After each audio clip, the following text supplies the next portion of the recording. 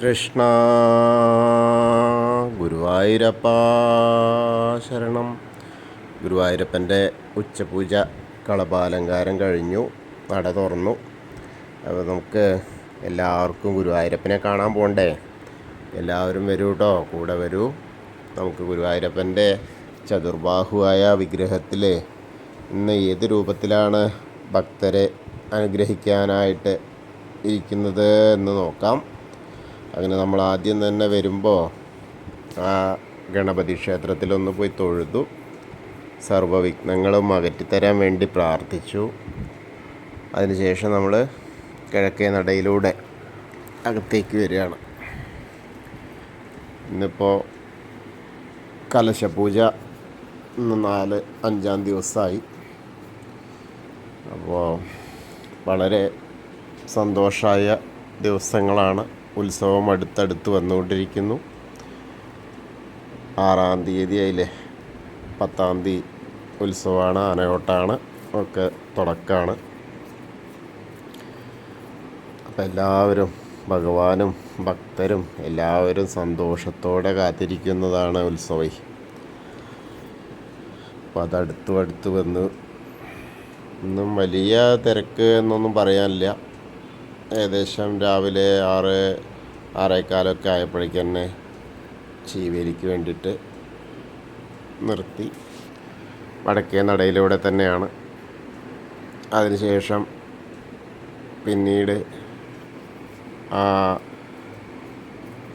നാലമ്പലത്തിലേക്ക് പ്രവേശിക്കാതെ ആ കൊടിമരത്തിൻ്റെ തൊട്ട് പുറകിലായിട്ട് അതിലൂടെയുള്ള ആ ഒരു വഴിയിൽ കാഴ്ച മാത്രമായിട്ട് ദർശനം ഒരുപാട് സമയം അങ്ങനെ നീണ്ടു.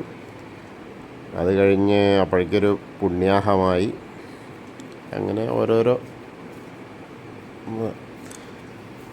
എന്തായാലും നമുക്ക് ഗുരുവായൂരപ്പനെ കാണാനായിട്ട് പോകാം. വാതിൽപ്പടിയുടെ അവിടെ നിന്ന് നമ്മൾ അകത്തേക്ക് ഇങ്ങനെ നോക്കുകയാണ്. ഗുരുവായൂരപ്പൻ്റെ ആ ശ്രീകോവിലിൻ്റെ ഉള്ളിലെ ആ പ്രകാശം നമ്മളിലേക്ക്, നമ്മുടെ നയനങ്ങളിലേക്ക് എത്തുകയാണ്. അത് എത്തുന്ന ആ ഒരു സന്ദർഭം,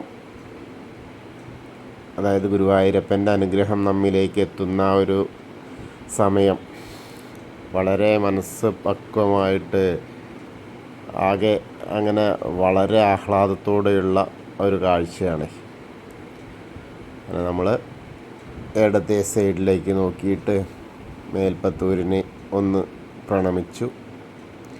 അതുപോലെ വലത്തെ സൈഡിൽ ആ തൂണൊന്ന് നോക്കിയിട്ട് പ്രണമിച്ചു.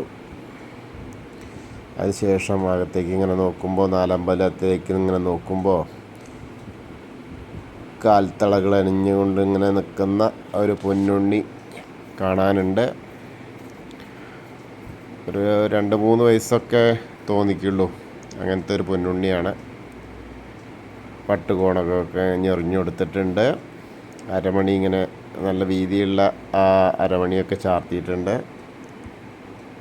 അതുപോലെ മാറത്ത് നല്ലൊരു എന്താ പറയുക, മാങ്ങാമാല ഉണ്ട്. അതേപോലെ വളയം പോലത്തെ ഒരു മാല, അങ്ങനെ പിന്നെ ഒരു നെക്ലസ് പോലത്തെ ഒരു മാല, അങ്ങനെ 2-3 മാലകൾ കാണാനുണ്ട്. പിന്നെ ഒരു ഗോപീതിലക ഉണ്ട്. കൈവളകൾ ചാർത്തിയിട്ടുണ്ട്, തോൾവളകൾ ഉണ്ട്. വളരെ രസമായിട്ട് എന്താ വെച്ചാൽ അരയിൽ പൊന്നോടക്കുഴൽ ഇങ്ങനെ തിരികെ വെച്ചിട്ടുണ്ട്. അതിരിക്കും രസം എന്താണെന്ന് വെച്ചാൽ 2 കൈയും ഇങ്ങനെ അരയിലിങ്ങനെ കുത്തിയിട്ടാണ്, 2 കൈയും കൂടി അരയിലിങ്ങനെ കുത്തി ഇങ്ങനെ നിൽക്കുന്ന ഒരു സങ്കല്പിച്ച് നോക്കും. എന്താ ഒരു രസമെന്നറിയോ? ആ പൊന്നുണ്ണിക്കണ്ണനെ ഇങ്ങനെ സങ്കല്പിച്ച് നോക്കൂ. വളരെ കേമായിട്ടുള്ളൊരു അലങ്കാരം കേട്ടോ, നല്ല രസമായിട്ടുള്ള അലങ്കാരമാണ്. ഇന്ന് കലശപൂജ ഉണ്ടായിരുന്നു, ഉച്ചപൂജ ഉണ്ടായിരുന്നത് തന്ത്രി തന്നെയാണ്, തന്ത്രി കൃഷ്ണൻ നമ്പൂതിരി. അതുപോലെ കളഭാലങ്കാരം മേൽശാന്തി ശ്രീജിത്ത് നമ്പൂതിരി, പുതുമന ഇല്ലത്തെ. അപ്പോൾ ആ കളഭം കൊണ്ടുള്ള അലങ്കാരം മേൽശാന്തി തന്നെയാണ് ചെയ്തത്. വളരെ രസമായിട്ടുള്ള ആ ഒരു അലങ്കാരമാണ്. മുഖത്തേക്ക് ഇങ്ങനെ നോക്കുമ്പോൾ പുഞ്ചിരിച്ച മുഖഭാവത്തോട് കൂടിയിട്ടാണ് ഭഗവാൻ നമ്മളെ കാത്തു നിൽക്കുന്നത്. ആരാണ് വരുന്നത്, ഞാനൊന്ന് കാണട്ടെ എന്നൊക്കെയുള്ള ആ ഒരു ഭാവത്തിലാണ് നിങ്ങളെയൊക്കെ ഞാനൊന്ന് കാണാൻ വേണ്ടി വന്നിരിക്കുകയാണ്.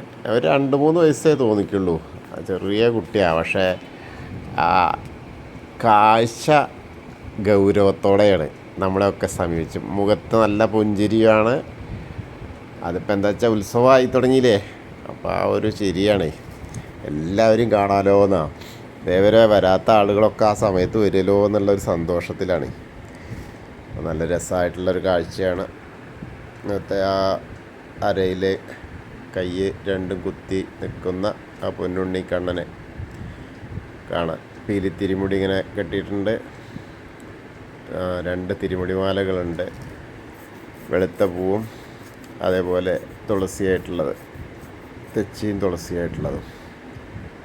അതേപോലെ 2 ഉണ്ടമാലകളുണ്ട്, തെച്ചിയും തുളസിയും വെളുത്ത പൂവായിട്ടുള്ള ഒരെണ്ണം, താമരയും കൂടിയിട്ട്. അതേമാതിരി തെച്ചിയും തുളസിയായിട്ടുള്ള ഒരെണ്ണം. അങ്ങനെ 2 ഉണ്ടമാലകളും. അപ്പോൾ അത് കാണാൻ നല്ല ഒരു ഇതാണ്. ആ ചതുർബാഹുവായ വിഗ്രഹം മുഴുവൻ മാലകളായിട്ട് സമൃദ്ധമായിട്ടാണ് അലങ്കാരം. അതുപോലെ മുകളിലായിട്ട് വിധാനമായിട്ട് 4 ഉണ്ടമാലകൾ കാണാനുണ്ട്. ഒരു താമരമാലയുണ്ട്, ബാക്കിയൊക്കെ തെച്ചിയും തുളസിയായിട്ടുള്ളതും. നല്ലൊരു അലങ്കാരമാണ് ഇന്നത്തെ ആ ഉത്സവം അടുപ്പിച്ച് വരുന്ന ആ ഉത്സവത്തിന് ആരൊക്കെ വരുന്നു കാത്തു നിൽക്കുന്ന പൊന്നുണ്ണിക്കണ്ണനെ കണ്ടു തൊഴാം. അപ്പോൾ നമ്മളിപ്പോൾ ആ ഗുരുവായൂരപ്പൻ്റെ തിരുമുമ്പിൽ, അതായത് ആ സോപാനപ്പടിയിലാണ്. എല്ലാവരും ആ ശ്രീലകത്തേക്ക് നോക്കിക്കോളൂ. ആ ഗുരുവായൂരപ്പൻ മനസ്സിലിങ്ങനെ വിചാരിക്കുക, ആ ഗുരുവായൂരപ്പൻ എന്താ പറയുക, ഉണ്ണിക്കണ്ണൻ കൈ ഇങ്ങനെ കുത്തി നിൽക്കുന്ന ആ ഊരയിൽ ഇങ്ങനെ എന്താ പറയുക, അരക്കെട്ടിൽ 2 കൈയും ഇങ്ങനെ കുത്തി നിൽക്കുന്ന ആ ഉണ്ണിയെ മനസ്സിലൊന്ന് സങ്കല്പിച്ച് ഇങ്ങനെ പ്രതീക്ഷിച്ച് നോക്കൂ. നല്ല മനസ്സിലേക്ക് ആ ഉണ്ണി ഇങ്ങനെ ഓടി വരും നമ്മുടെ മനസ്സിലേക്ക്. അപ്പോൾ ആ ഉണ്ണിയെ കണ്ട് തൊഴുക. എല്ലാവരും പ്രാർത്ഥിച്ചോളൂ. അങ്ങനെ ഗുരുവായൂരപ്പൻ്റെ തിരുമുമ്പിലാണ് നമ്മളിപ്പോൾ നിൽക്കുന്നത്. അതായത് എന്നെ എപ്പോൾ കേൾക്കുന്ന ആളുകൾക്കും ആ സമയത്ത് ഗുരുവായൂരപ്പൻ്റെ തിരുമുമ്പിലാണ് എന്ന് മനസ്സിൽ ചിന്തിക്കുക. അപ്പോൾ അങ്ങനെ ആ ഗുരുവായൂരപ്പൻ്റെ തിരുമുമ്പിൽ നിന്ന് നമ്മൾ നന്നായിട്ട് തൊഴുതു. അങ്ങനെ നമ്മൾ തിരിച്ചിറങ്ങുകയാണ്. അപ്പോൾ സോപാനപ്പടിയിൽ നിന്ന് നമ്മൾ ഇറങ്ങിയിട്ട് നേരെ തിടപ്പള്ളി നോക്കി തൊഴുകയാണ്. വളരെ പ്രാധാന്യമർഹിക്കുന്ന തിടപ്പള്ളി നോക്കിയിട്ട് തൊഴുകയാണ്. അപ്പോൾ എല്ലാവരും കണ്ട് തൊഴുക. അങ്ങനെ വന്ന് ആ അഗ്നികോണിലേക്ക്, ബലി തൂവുന്ന അഗ്നികോണിലൊന്ന് നോക്കി തൊഴുക. അതിനുശേഷം സപ്തമാതാക്കളെ മനസ്സിരുത്തി തൊഴുക. പിന്നീട് നമ്മൾ വിഘ്നേശ്വരൻ്റെ അടുത്തേക്ക് വരികയാണ്. വിഘ്നേശ്വരൻ്റെ അടുത്ത് വന്നാലും ഇത് ഈ പറഞ്ഞ പോലെ എല്ലായിടത്തും നല്ല ഉത്സാഹത്തിലാണ്. എല്ലായിടത്തും നല്ല രസമായിട്ടുള്ള അലങ്കാരങ്ങളൊക്കെ ആയിട്ട് തന്നെയാണ്. ഒക്കെ ഉത്സവം പ്രമാണിച്ച് എല്ലായിടത്തും ഇന്നൊക്കെ കൗണ്ടിങ് ഒക്കെ ഉണ്ടായിരുന്നു. ഭഗവാന്റെ ഭണ്ഡാരം ഒക്കെ. അപ്പോൾ അതിൻ്റെയൊക്കെ തിരക്കുകളൊക്കെ ഉണ്ടായിരുന്നു. ആ വിഘ്നേശ്വരനെ കണ്ടു തൊഴുക. ഏകദന്തം മഹാകായം തപ്തകാഞ്ചന സന്നിഭം ലംബോദരം വിശാലാക്ഷം വന്ദേഹം ഗണനായകം. അതിനുശേഷം സരസ്വതി ദേവീനെ കണ്ടു തൊഴാം. സരസ്വതി ദേവീനെ കണ്ട് തൊഴുക എന്ന് വെച്ചാൽ സരസ്വതി നമസ്തുഭ്യം വരദേ കാമരൂപിണി വിദ്യാരംഭം കരിഷ്യാമി സിദ്ധിർഭവതു മേ സദാ. അതിനുശേഷം നേരെ നമ്മളിങ്ങനെ പോരുകയാണ്. കോർണറിലെത്തിയ ചെറിയ വിഘ്നേശ്വരനെ ഒന്നുകൂടി കണ്ട് തൊഴുത് വീണ്ടും നമ്മൾ മത്സ്യം, കൂർമ്മ, വരാഹം, നരസിംഹം വരെയുള്ള ആ രൂപങ്ങളൊക്കെ കാണുകയാണ്. അതിനുശേഷം മേൽശാന്തി റൂമിലേക്ക് നോക്കിയാൽ മേൽശാന്തി തന്നെയാണ് അവിടെ ഇരിക്കുന്നു. ആ അർച്ചന പ്രസാദമൊക്കെ നമുക്ക് വാങ്ങാം അവിടുന്ന്. അങ്ങനെ കണ്ട് തൊഴുത് വീണ്ടും ആ വാമനാവതാരം കാണാം.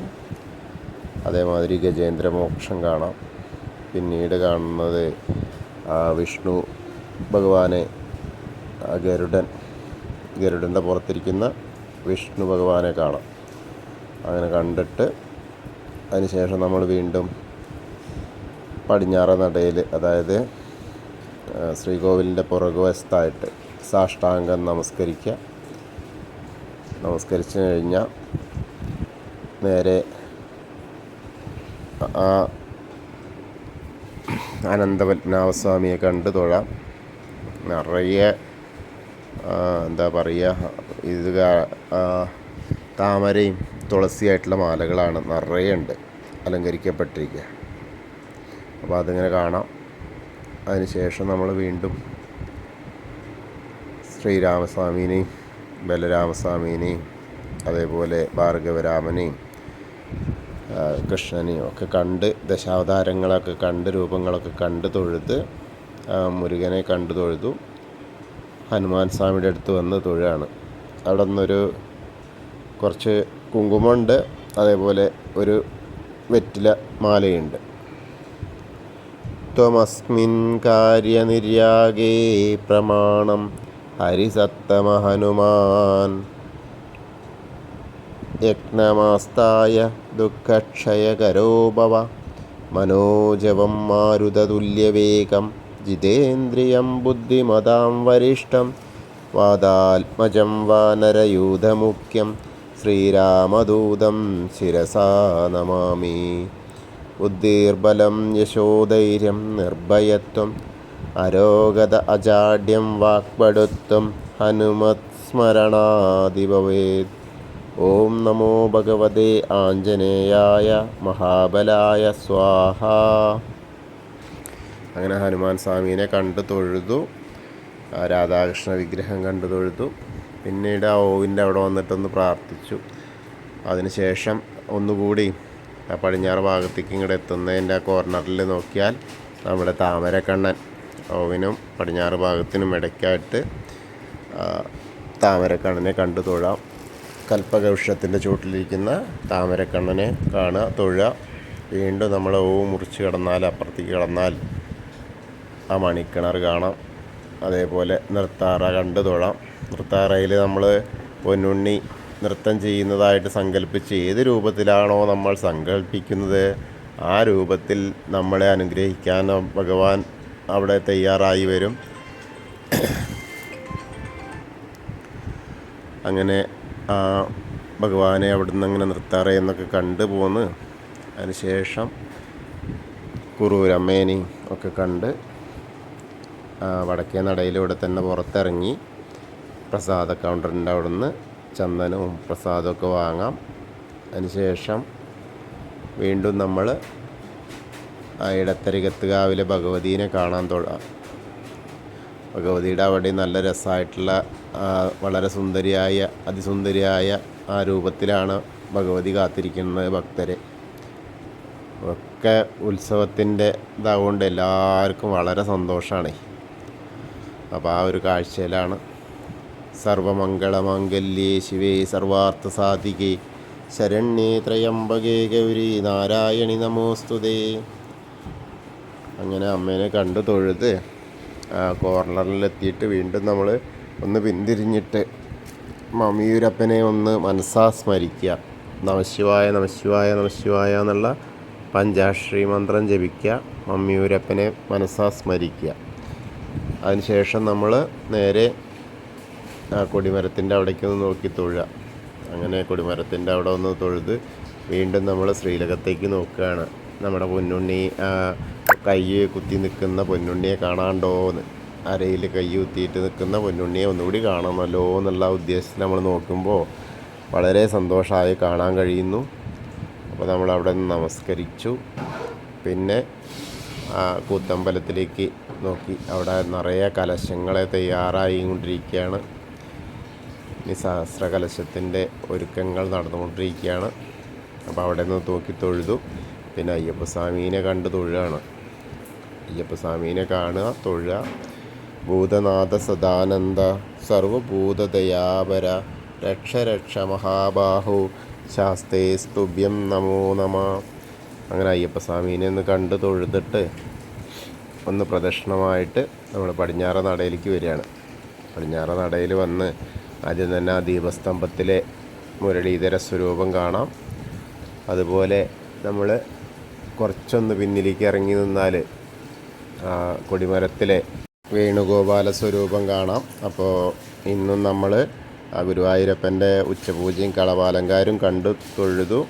എന്നെ ശ്രവിക്കുന്നത് ഏത് സമയത്താണെങ്കിലും ആ സമയത്ത് കേൾക്കുമ്പോൾ ആ ഗുരുവായൂരപ്പൻ്റെ തിരുമുമ്പിലാണെന്ന് സ്വയം വിശ്വസിക്കുക. അങ്ങനെ മനസ്സിലേക്ക് ആ ഗുരുവായൂരപ്പൻ്റെ രൂപത്തെ ആരാധിക്കുക. അങ്ങനെ സ്മരിക്കുമ്പോൾ ആ ഗുരുവായൂരപ്പൻ നമ്മിലേക്ക് എത്തും. ഗുരുവായൂരപ്പൻ്റെ അനുഗ്രഹം ലഭിക്കും. കൃഷ്ണായ വാസുദേവായ ഹരയേ പരമാത്മനെ പ്രണതക്ലേശനാശായ ഗോവിന്ദായ നമോ നമഃ. ഹരേ കൃഷ്ണ. ഗുരുവായൂരപ്പ ശരണം.